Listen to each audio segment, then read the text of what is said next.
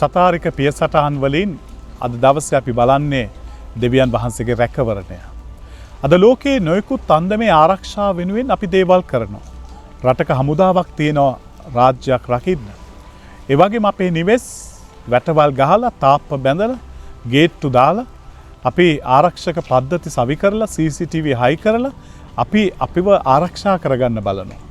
නමුත් අපි දකිනවා මේ සියලු තාක්ෂණික මෙවලම් අපි ගන්නව හැම ප්‍රයන්තයක්ම පරාජිත වෙච්ච තැන් තියෙනවා.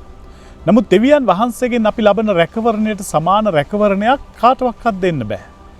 ඒක අපේ මේ ලෝක ජීවිතයට විතරක් නෙමෙයි පරලෝක ජීවිතයටත් ස්වාමින් වහන්සේ ඒක අපිට ලබා දෙනවා.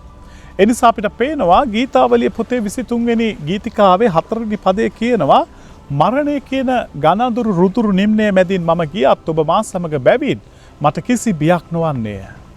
මරණ මංචකයේදී පවා දෙවි පියාණන් වහන්සේගේ රැකවරණය අපිට ආශිර්වාදයක් වෙනවා. ඒ නිසා ස්වාමින් වහන්සේ තුළ මගේ ප්‍රේමවන්තයනි දේ වචනේ කියනවා මවට තම ඇකේ ඉන්න දරුවව අමතක වෙන යුගයක්. නමුත් ඔබගේ ස්වර්ගික තාත්තට ඔබව අමතක වෙන්නේ නැහැ. ඒ නිසා ස්වාමින් වහන්සේගේ රැකවරණේ වාසය කරන තැනැත්තා සෞබලිත දෙවියන් වහන්සේගේ සරණේ සුරැකි වන්නේය. ඒ නිසා ස්වාමින් වහන්සේ කියනවා එම දරුවන් කෙරෙහි දෙවියන් වහන්සේ කොච්චර සලකනවද? ගීතාවලිය 91 කියනවා ඔබ රක්නා පිණිස එතුමාණන් සිය දූතයන්ට ඔබ ගැන අන දෙනසේක. ඔබේ පාද ගලකවත් හැපෙන්නට නොදී ඔවුන් සියතින් ඔබ උසුලා ගන්නවා. එවැනි ප්‍රේමයකින් අපිට ප්‍රේම කරන දෙවියන් වහන්සේ යෙසායාගේ පොතේ 46:4 වෙනි පදයේ කියනවා නුඹලා මහලු වී හිසකෙස් පැසී යන තෙක් මා නුඹලාව රැක බලා ගන්නෙමි.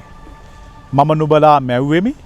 මම නුඹලාට උපකාර කොට නුඹලා ගලවන්නෙමි. දැන් ඇයි දෙවියන් වහන්සේ මෙච්චර අපිට ආරක්ෂාවක් දෙන්නේ? මෙච්චර අපිව රකින්නේ? දේව වචනේ කියනවා පුතේ ඔබ දෙවියන් වහන්සේගේ අත්වලින් මැව්වා වූ මැවිල්ලක්. ඒ මැවිල්ලට දෙවියෝ ආසයි. ඒ මැවිල්ලට දෙවියෝ ප්‍රේම කරනවා. ඒ මැවිල්ල දෙවියන් වහන්සේ ආරක්ෂා කරනවා.